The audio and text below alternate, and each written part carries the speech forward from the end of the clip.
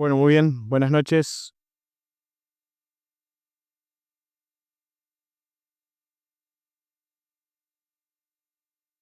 Magalí se va en un claro acto de protesta. Este, pero bueno, eh, es una pregunta. ¿Quién en el último mes o tal vez 2 meses no quiso rajar a un lugar solo, escapando a veces de situaciones que nos rodean? ¿Sí? Yo. ¿Quién quiso? Hay algunos que levantan las manos con las dos manos. Y miren, les voy a mostrar el proyecto que tengo para Huida. A ver si se ven ahí. Todavía no me definí. Por presupuesto, creo que el televisor llego. Este, pero los que a veces me siguen o estamos en las redes, ustedes saben que a veces pongo estos lugares que son, cuando estoy un poco estresado, miro eso y por un momento estoy viajando así, casi abriendo la puerta a esa cabaña. O a punto de sentarme a desayunar, con mi esposa en ese lugar, y las niñas con sus abuelos, algunos de los tíos. Este, no, no, con ellas también, pero que estén en el bosque jugando ahí. Pero, ¿qué es lo que nos pasa? A veces, y uno piensa, y dice, y capaz que tal vez me compro un terreno en algún lado, este, y podemos empezar a hacer algo así, como para irnos a descansar en algún momento, como ese lugar para ir que todos necesitamos en algunos momentos, pegarnos una escapadita a algún lugar para descomprimir, como se dice.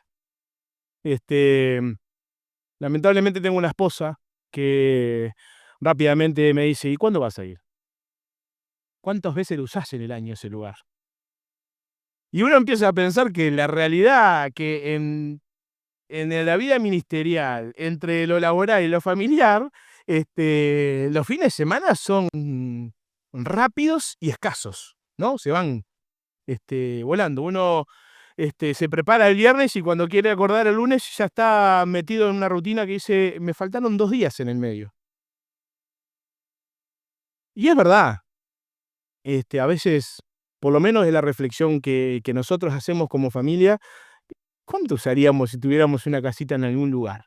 Porque podríamos pegarnos alguna escapada, poder salir, pero la realidad es que, la iglesia, la comunión, los hermanos, esto que estamos viviendo hoy, los compromisos en el ministerio nos llevan a que, ¿qué mejor lugar para estar que este?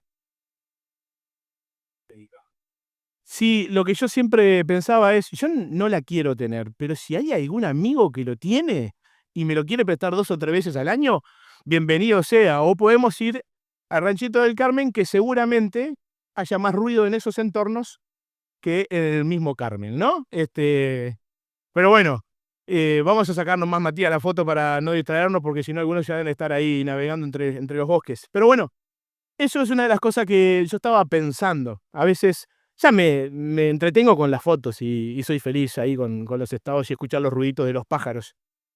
Este, pero a veces lo que nosotros tenemos que preguntarnos en la vida es, ¿qué es lo que tenemos que hacer con lo que Dios nos dio? O sea, con lo que tenemos, ¿qué es lo que nosotros tenemos que hacer? ¿Cuál es la voluntad de Dios? Porque mientras no entendemos el propósito, entonces ahí nosotros empezamos a divagar en algunos lugares. Y empezamos a veces con algunos conflictos existenciales que se resuelven cuando uno entiende cuál es el propósito de Dios para nuestra vida, en lo personal, pero también nuestra vida como iglesia. Tenemos un propósito como iglesia, tenemos un propósito como personas acá en este lugar. Y a veces en ese proceso nosotros nos rumbiamos mal y empezamos a mirar mal algunas cosas. Y empezamos a poner en la lista de prioridades cosas que tal vez no son lo que Dios nos está pidiendo. ¿Cuál es el propósito? Si yo le pregunto a usted, ¿cuál es el propósito de Dios para su vida? ¿Qué me podrían responder? Bueno, todo eso no, pero ¿qué? ¿Cuál es el propósito de Dios para nuestra vida? Amplio y vasto. Pero bueno, podemos reducirlo a que nosotros estamos en este lugar y somos hijos de Dios para ser instrumentos de alabanza, honra y gloria a Dios. Es vasto, pero es concreto. Si nosotros queremos irnos por la rama, nos podemos ir, pero el objetivo de nuestra vida es ser personas que honren y den gloria a Dios. Pero pensando en esto, que a veces nos distraemos, hay un relato en la Biblia, una de las tantas exhortaciones que Dios le hace al pueblo de Israel, que podemos tomar prestadas en esta noche para sacar algún aprendizaje a nosotros que puede ser interesante. Entonces le invito a que busque en su Biblia a un profeta menor. No es menor por su jerarquía, sino por la cantidad que ha escrito, que es Ageo capítulo 1. Les pongo un poco en contexto. Ahí el pueblo de Israel venía de un exilio. El pueblo babilónico les había destruido completamente la ciudad. Y allá anduvieron, en el exilio. Fueron llevados, muchos muertos y otros llevados como esclavos. Y ahí el pueblo empezó a vivir y a tener sus negocios, las posibilidades, hasta que en un momento, cuando Dios determinó ese tiempo, el pueblo de Israel vuelve nuevamente a sus tierras. Tiene el permiso y la bendición de Dios para poder, tanto que el rey Darío permite que los judíos puedan volver a sus tierras. Ellos vuelven a sus tierras y uno de los problemas que se estaba dando en ese lugar era que lo primero que empezaron a construir fueron sus casas. Empezaron a construir sus casas. Pero el pasaje bíblico, el relato bíblico, no nos habla de que simplemente hicieron unas casitas como diciendo, bueno, pongamos nuestras familias acá y construyamos rápidamente el templo y después retomamos la reconstrucción de nuestra casa. No. El relato dice que ellos empezaron a construir sus casas y llegó un punto de que después que estaban construidas sus casas, las empezaron a traer artesanos para que las decoraran y trabajaran en madera y trabajaran el hierro. Empezaron a decorar, a artesonar sus casas. Y ellos se decían que el tiempo de reconstruir el templo no había llegado. O sea, la casa de Dios estaba siendo postergada. Y ustedes recuerden que una gran diferencia que hay entre el tiempo y el Antiguo Testamento es que la presencia de Dios hoy mora en sus hijos, ¿verdad? Todos aquellos que le hemos pedido perdón a Dios por nuestros pecados y tenemos a Jesús en nuestras vidas, porque hemos reconocido que necesitamos a Él, tenemos la presencia de Dios por medio del Espíritu Santo. Por lo tanto, Dios mora en nosotros. En aquel tiempo, había un solo lugar donde la presencia, el Shekinah de Dios, se manifestaba, que era el templo. Por lo tanto, ¿vieron aquellas expresiones que a veces decimos, che, ¿no entendiste nada? Hoy le podríamos decir al pueblo de Israel, no habían entendido nada. Habían sacado a Dios del primer lugar y eso los llevó al exilio, a la destrucción total de su tierra. Vuelven de ese lugar y sabiendo que lo primero que debían construir en lugar, la casa de Dios, para tener su presencia en medio de ellos, lo postergan. Y saben que esto a mí me trajo un paralelismo a mi propia vida que quiero compartírselo. Así que vamos a sacar algunas enseñanzas, pero no vamos a leer todo el pasaje, sino que lo vamos a ir leyendo por partes. Vamos a empezar con el capítulo 1, versículo 1 al 5.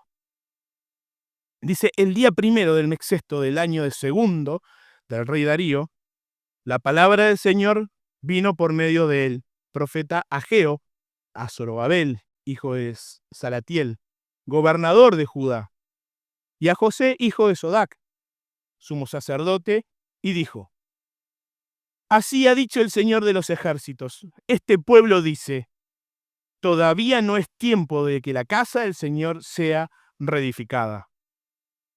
Entonces la palabra del Señor vino por medio del profeta Ageo y dijo, ¿acaso sí es tiempo de que ustedes habiten en sus casas aterzonadas y de que esta casa esté desierta? Pues así ha dicho el Señor de los ejércitos, piensen bien lo que hacen. Y hasta ahí vamos con la lectura. Y yo titulé este mensaje, pensemos, hermanos, bien lo que estamos haciendo. Y ahí hay dos cosas bien interesantes. La primera es que está hablando de la construcción física del templo. Este, y cuando uno piensa en la idea de las casas, pero decoradas, ya era que daba la sensación de que ya tenían su casa para habitar y ahora estaban tal vez haciendo el parrillero en el fondo, armándose una piscina, no sé, pero estaban armando algunas cosas que tal vez no eran tan importantes. Y cuando yo estaba leyendo este pasaje, hermanos, quería desafiarlos a algunas cosas que nosotros tenemos que mirar en nuestra vida. Pero vamos a ir primeramente a pensar en este lugar que no es que la presencia de Dios mora en este lugar, pero es este lugar físico que Dios nos ha prestado para que nosotros nos reunamos como congregación, para que nosotros llevemos adelante el ministerio con los niños, los adolescentes, los jóvenes, los más de 40 matrimonios. Este lugar, arriba, todos los lugares de esta casa que Dios nos ha permitido, el mantenerla y el cuidado, ¿es responsabilidad de quién? De nosotros, hermanos, de todos nosotros. No es una responsabilidad que tiene que tener un pequeño grupo de 2 o 3. No es la responsabilidad que tienen que tener las autoridades de la iglesia. Es la responsabilidad de todos nosotros cuidar este lugar y embellecerlo. No estamos diciendo que vamos a hacerla que sea un lujo, pero ¿cuántos de nosotros nos gusta tener un manchón de humedad en nuestra casa? Si lo vemos, tratamos de resolverlo lo más rápido posible, ¿verdad? Si está dentro de nuestras posibilidades, lo resolvemos. ¿A quién le gusta entrar a un baño limpio? A todos nosotros les gusta entrar a un baño limpio. ¿A quién le gusta entrar a su aula, a su clase y encontrarla limpia, prolija, ordenada? A todos nos gusta entrar a los lugares que tenemos en la iglesia. Pero ese peso es una responsabilidad de todos nosotros, no de algunos. El cuidado, el mantenerla y dice, el trabajar juntos, es una responsabilidad de cada uno de los que está aquí. Y yo lo puedo hablar con confianza porque estoy en familia. Pero a veces para coordinar un grupo de limpieza hay que hacer malabares. A veces para venir a reparar algunas cosas que son para el funcionamiento de los ministerios de la iglesia, hay que andar buscando por todos lados. Deberíamos, ¿saben qué, hermanos? Hasta pelearnos para estar. Entonces, si nosotros intentamos tener nuestras casas en buen estado, o prolijas y bellas, ¿por qué este lugar a veces queda postergado? Si es el lugar que Dios nos ha permitido tener para poder llevar adelante los ministerios, para poder reunirnos. Por eso, hermanos, pensemos que la responsabilidad de la limpieza del lugar, del mantenimiento de la iglesia, de mañana, hermanos, cuando tengamos la posibilidad, y esto es algo que no debe ser muy lejano, de expandir nuestras tiendas. Gloria a Dios por eso. No está lejos. Pero si el día que tengamos que expandir nuestras tiendas, se va a necesitar de muchas manos, pero también de muchos recursos. Y eso es algo que nos compromete a todos nosotros. A veces pensamos que nosotros queremos que las misiones se expandan. Nos encanta ver que las misiones se expanden y faltaría una iglesia en Durazno y ahí estamos invirtiendo, y faltaría una iglesia en aquel lugar y habría que apoyar en tal lugar, pero queremos que otros lo hagan. Nosotros queremos ver la foto, pero hermanos, somos nosotros quienes tenemos que estar involucrados en generar eso, darle la seguridad a otros para que puedan salir a servir, invertir de nuestro tiempo, invertir de los recursos económicos que Dios nos da para que la obra avance. ¿Cuánto tiempo queda? ¿Quién puede asegurar que el Señor no viene en pocos días? ¿Quién puede asegurar que tu propia vida no se apague mañana? Y a veces estamos muchísimo tiempo invirtiendo y postergando la posibilidad de tener una vida activa de servicio con Dios, usando nuestros dones y talentos, hasta que logre terminar o acomodar o prolijar o necesito estabilizarme. Y ahí yo, una vez que termine esto, ahí yo, hermanos, significa de que tenemos que acompañar los proyectos de nuestra vida con el proyecto de Dios. El servicio, el evangelizar, el mantener el edificio, estar activos en la iglesia y no sentirnos invitados. Yo no puedo sentir invitado acá si soy miembro de la iglesia de Manga. Ahora, a veces dejamos pasar oportunidades que no van a volver más. Ahí estaban estos judíos que habían venido y estaban construyendo su casa y se estaban perdiendo una oportunidad que uno lo mira hoy y es de locos. ¿Cómo estaban priorizando primero tener sus casas antes que la misma presencia de Dios? La seguridad que le iba a traer tener la presencia de Dios a su lado. La estaban postergando. Porque siempre tenemos otra cosa más importante que hacer, que ocuparnos de la presencia de Dios en nuestra vida. Ahora, nosotros de costado vimos esto que a veces es una responsabilidad que perdemos de vista. Cosas tremendamente prácticas como la limpieza, el mantenimiento, el cuidado de la iglesia. Pero ahora nosotros pensamos que el templo de Dios somos nosotros, ¿sí? Somos nosotros. Bien. Ahora, no era como antes, que este es el único lugar donde nosotros podemos disfrutar de la presencia de Dios. No. Cada uno de nosotros, quienes somos salvos por la sangre de Cristo, disfrutamos de la presencia de Dios en nuestra vida. Por lo tanto, hay un pasaje que es claro, en 1 Corintios, capítulo 6, versículos 19 y 20. Si lo quiere buscar, es algo que está bueno que lo podamos leer. 1 Corintios, capítulo 6, versículo 19 al 20.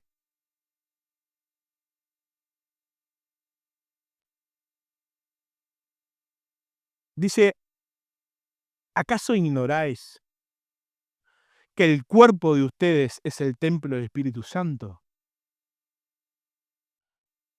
que está en ustedes y que recibieron de parte de Dios, y que ustedes no son dueños de sí mismos? ¿Cómo? ¿Está bien lo que está diciendo? O nosotros no somos dueños de nosotros. Y presta atención cómo sigue este pasaje. Porque ustedes han sido comprados al precio de ustedes, el precio de ustedes ya ha sido pagado. Por lo tanto, den gracias a Dios en su cuerpo y en su espíritu, los cuales son de Dios. Entonces, ahí nos surge este concepto tremendamente claro de que nosotros, que no me pertenezco a mí.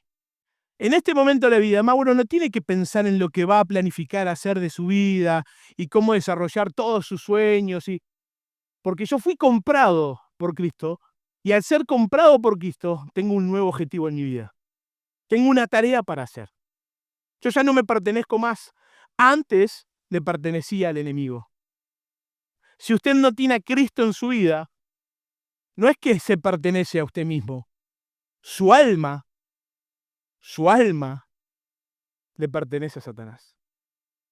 La única forma en que nosotros tenemos de cambiar ese destino eterno es conocer a Cristo como el Salvador de nuestra vida. Y en ese momento, entonces ahí, le pertenecemos a Dios. Y quiero decirle que para mí fue la mejor decisión.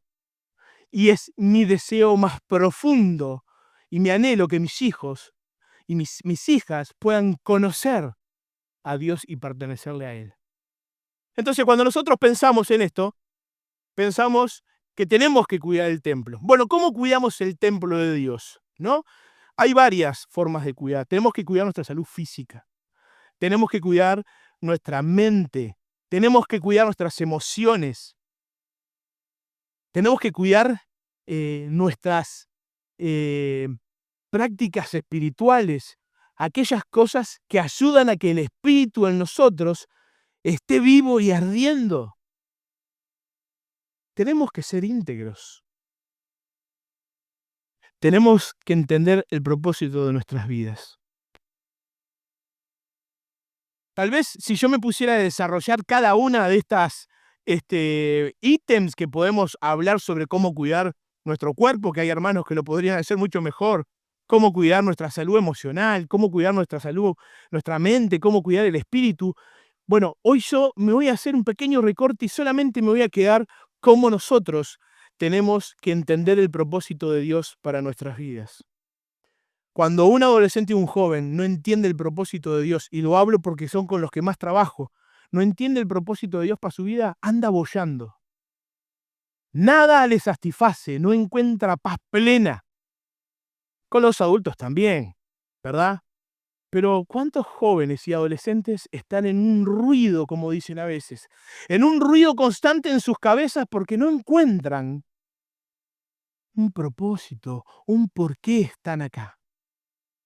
Y menos mal que algunos de esos adolescentes y jóvenes vienen de familias cristianas que les están diciendo y compartiendo. Pero imagínese usted, ¿cuántos jóvenes trabajamos y niños trabajamos en la iglesia que sus padres y sus personas referentes le han dicho que son un error, que están en este mundo de rebote y que si desaparecen, nadie lo va a extrañar? Y eso es testimonio relatado por un adolescente hace muy poco tiempo. Con esos adolescentes, con esos jóvenes, la iglesia trabaja e intenta mostrarle cuál es el propósito de Cristo para sus vidas. Pero hermano, si usted está sentado acá y no entiende el propósito de Dios para tu vida, estás perdido. No es que te vayas a ir al infierno, porque si ya tienes a Cristo en tu corazón, estás sellado y el cielo es tu destino. Pero estás perdiendo todo el tiempo de tu vida. A veces nosotros pensamos que los únicos que van a tener que dar la explicación a Dios son los que no van a entrar al cielo. Nos hacemos esa imagen como que alguien va a subir al cielo y ahí Dios le va a decir, no, no puedes entrar acá, te vas a ir al infierno. Y nosotros vamos a entrar al cielo, chocar los 5 y entrar ahí. Y nos van a decir, venga, venga, ¿a dónde va? No, bueno, sí, pero ¿yo te acordás que te dejé una serie de dones y talentos para que uses para el reino de Dios? Quiero hablar sobre eso antes que pases.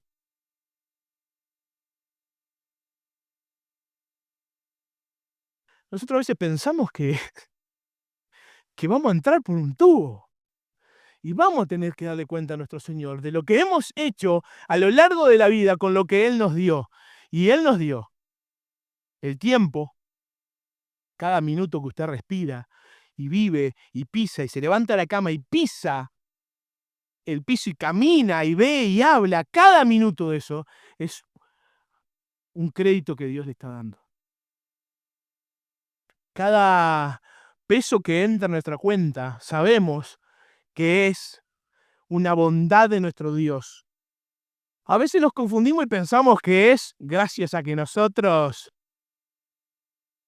Pero nosotros sabemos que la provisión de Dios, cada peso que tenemos, es permitido por el que da, pero también es el que quita.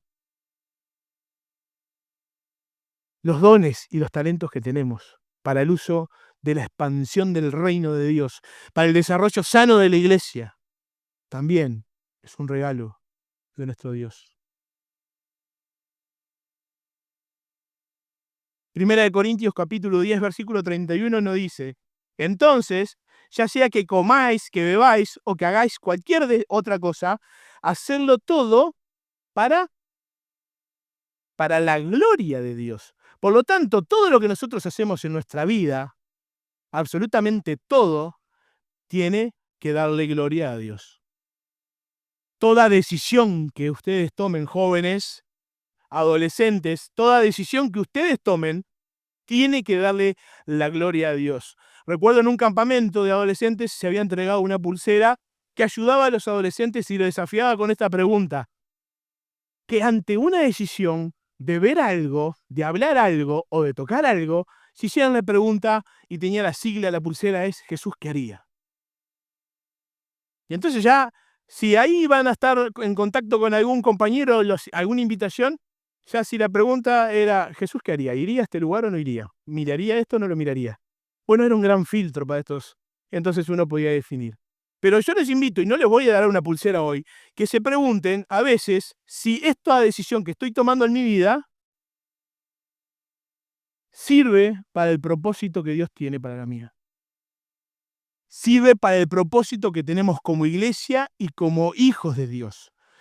Esta decisión de lo que voy a estudiar, este noviazgo que voy a empezar, este trabajo que voy a asumir, esta formación, esta carrera, cualquier cosa, es ayuda a cumplir la voluntad de Dios para mi vida.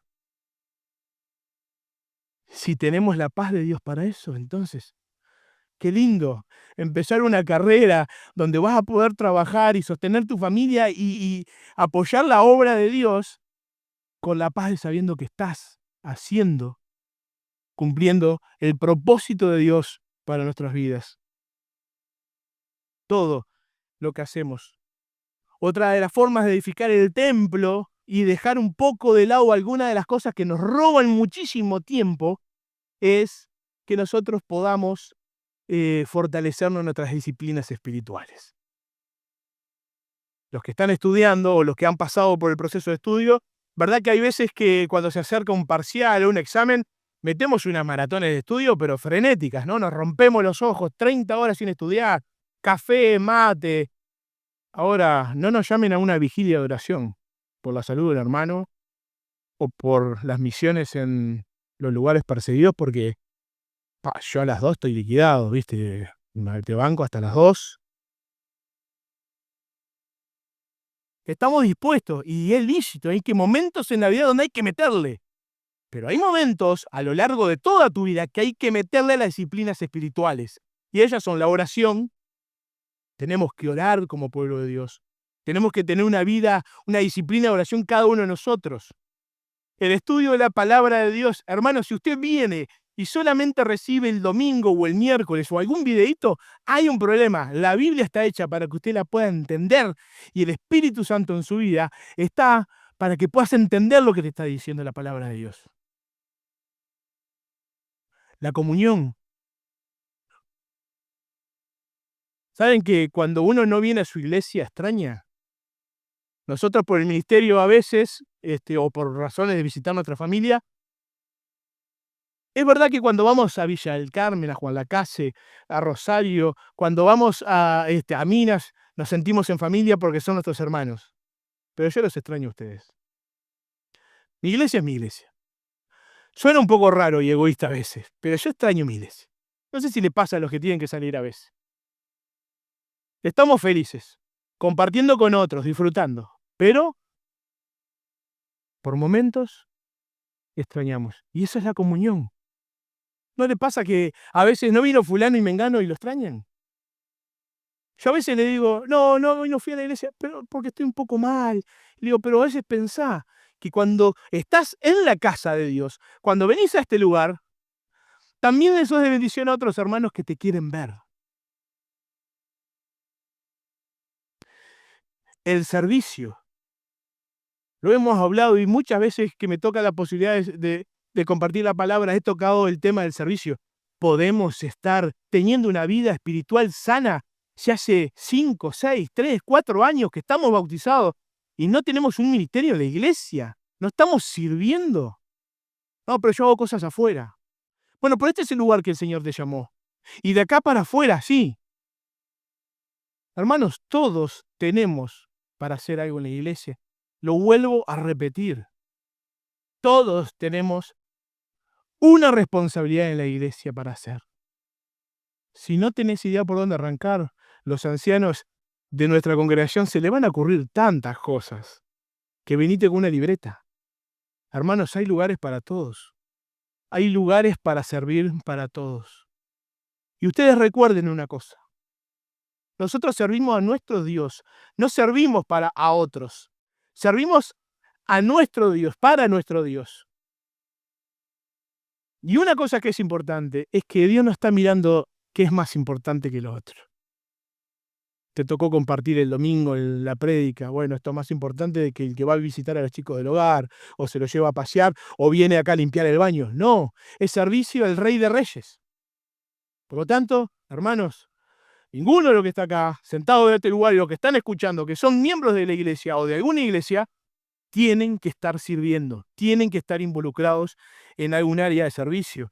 Ahí no era que, bueno, solamente los que terminaron su casa reconstruir el templo, o los varones solamente. Ahí todo el mundo tenía que ir a reconstruir la casa de Dios. La reconstrucción y el cuidado constante del templo de nuestra vida, de las disciplinas espirituales, es constante a lo largo de toda nuestra vida. No es que me puedo tomar un recreo. De vacaciones, entonces aflojo los devocionales o el tiempo de oración. Hermanos, es un privilegio maravilloso. Dice 1 Pedro capítulo 2, versículo 21. Porque para este propósito habéis sido llamados, pues también Cristo sufrió por vosotros, dejando de ejemplo para que sigáis sus pisadas. Cada vez que leo este pasaje, no logro entender a aquellos que predican el evangelio de la prosperidad. Porque, hermanos, si usted en algún momento, o alguien que esté escuchando por YouTube hoy o dentro de 3 años, si vas a una iglesia donde te dicen que la vida cristiana es color de rosas y no va a haber aflicciones, parate y corre. Si te están diciendo que para que usted pueda ser bendecido, tiene que primero invertir, váyase, porque no es una iglesia, es una bolsa de valores. La vida cristiana tiene momentos complejos, es hermosa. Alexander lo decía recién, no hay nada más lindo que el Evangelio, es disfrutable el Evangelio, es esperanzador, es lo que hace el milagro en nosotros. Pero tiene que estar clarísimo que vas a vivir aflicciones. Lo hemos vivido como iglesia, lo hemos vivido muchas veces y lo viviremos. No hay garantías de que no pasemos por ahí de nuevo. Pero lo que es importante es que nosotros sepamos este concepto, que Cristo sufrió por vosotros. O sea, para que vos estés, para que yo, Mauro, me sienta liberado del infierno, me sienta en paz de saber que si el Señor hoy viene, me voy a ir al cielo con Él, de que cada cosa que pase en mi vida está decidida por Él, es porque Él ya pasó por ese lugar de sufrimiento. Y lo que te esté pasando, no sé lo que te esté pasando, física, espiritual, emocional, mentalmente, lo que te esté pasando, no se compara con los sufrimientos de Cristo. Jamás. Jamás. Y sigue diciendo este pasaje, déjanos ejemplo para que sigamos sus pisadas. Hermanos, lo que Cristo nos enseñó no es para que nosotros tomemos lo que más nos gusta del Evangelio, ¿no? Esto de vivir una vida liviana en el sentido de no hacer bienes materiales todo el tiempo, como el Señor lo tenía claro y encomendó claramente a sus discípulos que están de pasada por este lugar. El otro día veía a un empresario muy famoso, que ustedes lo deben conocer, el dueño de Buquebús, López Mena, ¿no? Persona, no sé cuántos años tiene, pero le queda muy poco, eso es lo que uno puede ver, ¿no?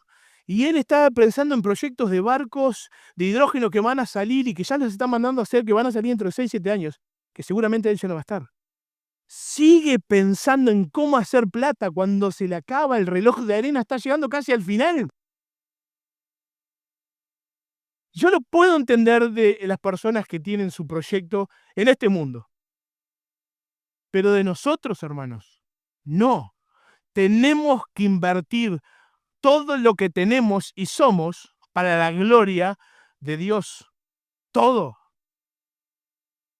Casi poder pensar que cada vez estamos más cerca del cielo, de la casa de nuestro Padre, donde vamos a llegar, y ya rematando todo lo que tenemos acá, porque todo va a quedar acá. Dice 1 Juan capítulo 2, versículo 6, el que dice que permanece en él, debe andar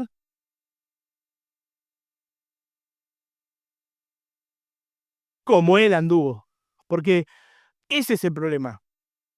Nosotros le decimos que pertenecemos a él, pero no nos gusta a veces andar como él anduvo.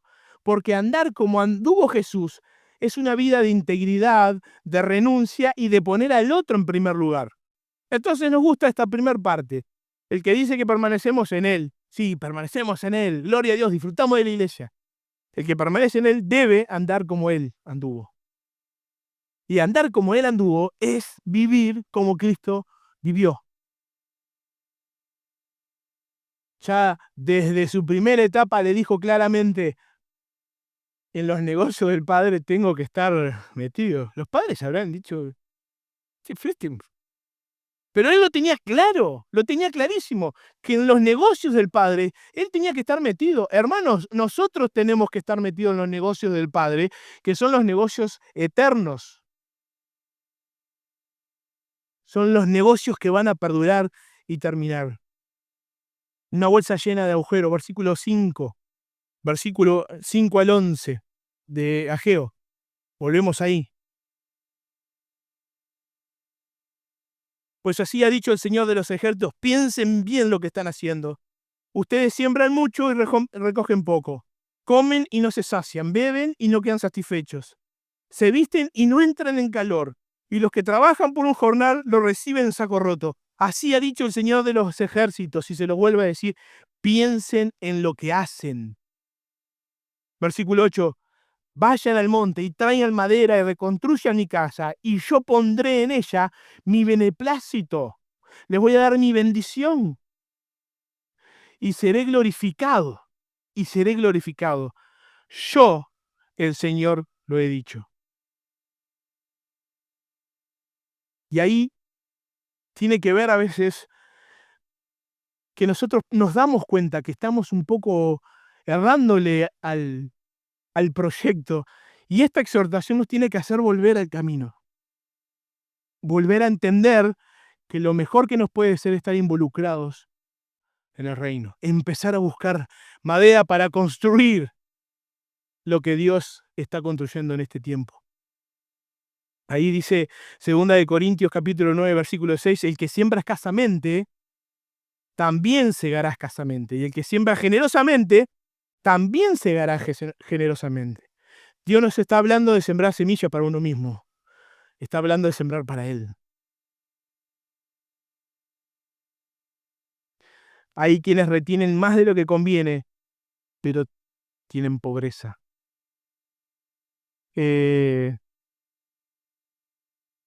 Tenemos que saber para quién estamos sembrando. ¿Para qué estamos sembrando? Con nuestras vidas, con nuestro tiempo, con nuestros dones, con nuestro matrimonio, con nuestros hijos. ¿Para quién estamos sembrando? Que estemos sembrando para nuestro Señor. Señor, ustedes comen, pero no tienen suficiente. Ustedes se visten, pero tienen frío. Porque ponemos nuestro jornal, nuestra vida en sacos rotos. En sacos rotos.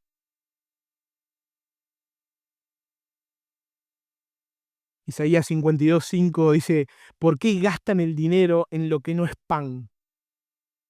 Y su trabajo en lo que no sacia. ¿Para qué invertimos en cosas que no sirven? Yo a esto le llamo el efecto Temu. Hizo una investigación una consultora en Estados Unidos, que siempre están buscando, y entonces este efecto Temu, que todo el mundo ya ha escuchado algo, esta consultora llegó a que entre el 60 y el 70% de las cosas que se compran en Temu no son esenciales. No son esenciales para el que los compró. Y dice que hay un 40% de las cosas que uno usa que son descartadas en los 2 primeros meses. Como que después de los 2 primeros meses, eso que pensamos que era necesario, imprescindible, ya no lo es. Dice Salomón, y cuando hablamos de Salomón, hablamos de aquel rey que Dios puso sobre Israel, que es una tarea maravillosa, increíble, un testimonio para el mundo de lo que Dios hacía con un pueblo que le obedecía. Pero miren la reflexión de este rey. En el Eclesiastés capítulo 2, versículo 11. Miré todas las obras que había realizado mis manos. Y el trabajo que me había afanado en hacer, el trabajo en que me había afanado, puse toda mi energía para terminar eso y mi tiempo y mis recursos. Y aquí, todo era vanidad y aflicción para mi espíritu. Todo era vanidad y aflicción para mi espíritu. Pero Salomón, hiciste cosas maravillosas. ¿Cómo va a ser? Fue aflicción para su espíritu. ¿Y saben que dice que es algo más fuerte todavía? Ahí en el versículo dice, por tanto, aborrecí mi vida. Hermanos, por favor, que nunca lleguemos al punto de mirar qué es lo que hemos hecho, lo que estamos haciendo, y lo aborrezcamos. Hay una canción que hace tiempo no se canta, enséñame a vivir el hoy de tal manera que ¿qué? Que no tenga que reprocharme el ayer. Y está bueno eso. Está bueno mirar que tal vez pudiste haber tenido 5 cargos más en tu trabajo, que capaz que pudiste haber comprado 7 cosas más. Pero vos miras para atrás y puedes ver que ha sido de mucha bendición para otros.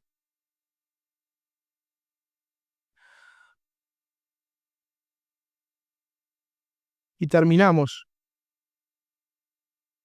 por esta noche, aunque quedan muchas cosas más, pero para ir cerrando, dice, ustedes buscan mucho, versículo 9 de 1 de Ageo, ustedes buscan mucho y encuentran poco.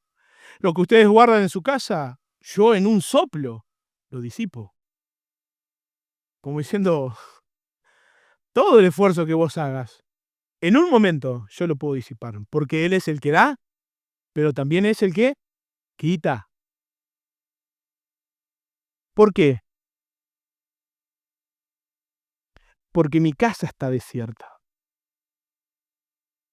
Porque mi casa está desierta. Mientras cada uno de ustedes, corren a su propia casa. Todos están enloquecidos por tener un buen pasar. Y mi casa está en ruina. A veces todos estamos enloquecidos en terminar cosas y tenemos a Dios y nuestra relación con Él totalmente abandonada. Y eso es un gran peligro. Versículo 10. Por culpa de ustedes los cielos han retenido las lluvias y la tierra se niega a dar frutos. Yo hice venir la sequía sobre esta tierra y sobre los montes, y el trigo, y sobre el vino, y sobre el aceite, y sobre los hombres y animales, sobre todos los productos de la tierra, y sobre todo trabajo manual. Lo que está diciendo es, por más que la remes y te rompas el lomo trabajando, o proyectos de...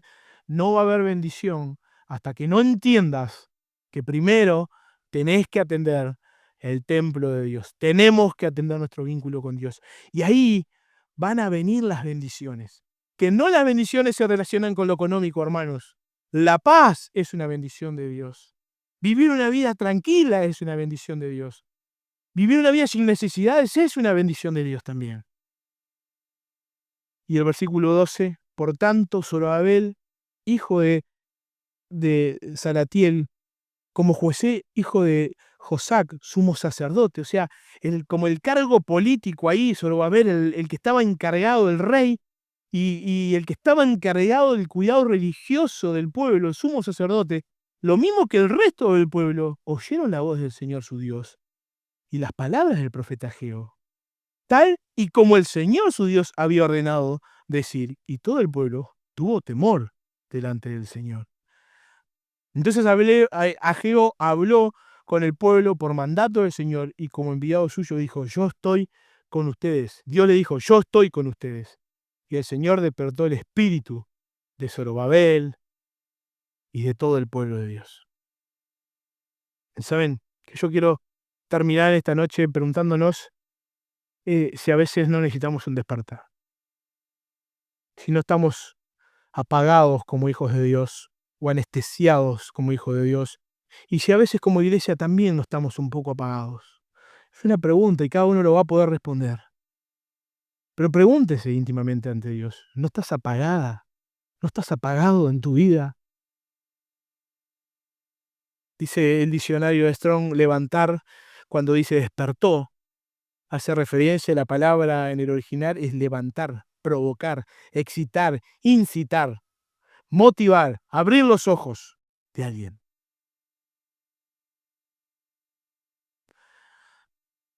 ¿No será tiempo que empieces a avivar el don que hay en ti?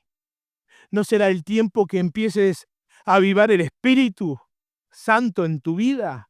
Que empieces a sacar todas aquellas cosas que lo único que hacen es apagar, sofocar al Espíritu. Y poner todo lo que alimenta al Espíritu de Dios para que tu vida arda y se queme en las cosas que realmente valen la pena.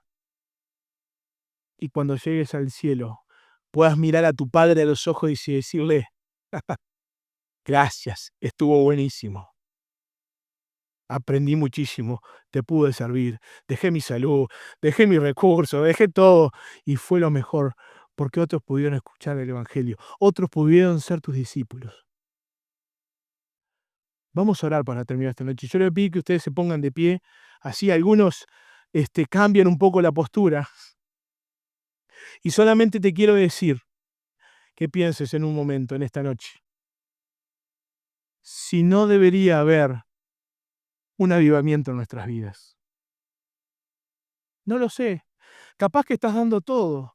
Capaz que estás metiéndole a full. Gloria a Dios por eso. Bendito sea Dios porque estás quemando tu vida en lo mejor. Y estás pensando siempre en el enclave del reino de Dios. Pero si no lo estás haciendo, el tiempo pasa. Y estás envejeciendo. Tu cuerpo envejece. Se acaba el tiempo. Pero tu espíritu debería estar cada vez más cerca de Dios. Entonces, ¿no sería un buen momento en esta noche para pedirle, Dios, quiero entender el propósito para mi vida y quiero avivar el fuego del Espíritu para que realmente pueda entender una vez más que este es el tiempo donde podemos ser productivos para el reino de Dios? Oramos.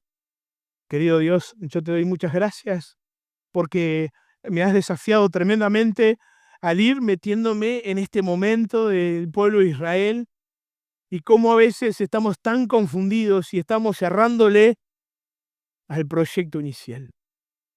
Y el proyecto inicial tiene que ver con honrarte a ti y darte gloria a ti, que todo lo que hagamos en nuestro matrimonio, como padres, como hijos, como hermanos, en todas las fallas que tenemos, que podamos encontrar cómo cambiar eso para honrarte más a ti, Señor. A veces estamos tan fríos y anestesiados. Estamos envueltos en una algo tan religioso que no nos permite entender que el tiempo se acaba. Señor, gracias por los trabajos de todos mis hermanos. Gloria a Dios por ellos. Gracias porque sé que muchos son tan fieles a la hora de volcar recursos para la obra, que gracias a eso la obra puede avanzar. Pero, Padre, ayúdanos a cada uno de nosotros a ver de qué manera podemos avanzar en eso. Señor, que este lugar que nos has prestado en el barrio de Manga, al cual nos has convocado a servir, pueda reflejar que hay un amor hacia ti, que nos preocupa su limpieza, que nos preocupa que esté en buen estado, que nos preocupa, Señor, que mi vida tenga un vínculo sano contigo. Señor, te pido por nuestra iglesia, aquí, la iglesia de Manga, y la iglesia alrededor del mundo, que pueda haber, Padre, una, una, una nueva esperanza, Señor, de saber que pronto vienes, o que nos vas a llamar en cualquier momento, y que podamos mirar para atrás, y que podamos tener la sensibilidad que tuvo el pueblo de Israel, porque abrieron sus ojos y fueron incitados a enfocarse en lo verdadero. Que tu nombre sea glorificado en este lugar, Señor, y en nuestras vidas, en lo íntimo de nuestras vidas y en lo público de nuestra vida, que nosotros glorifiquemos el nombre de Dios. Padre, ayúdanos a estimularnos los unos a los otros y saber que tu venida está cerca y que el Evangelio se tiene que expandir. En el nombre de Jesús.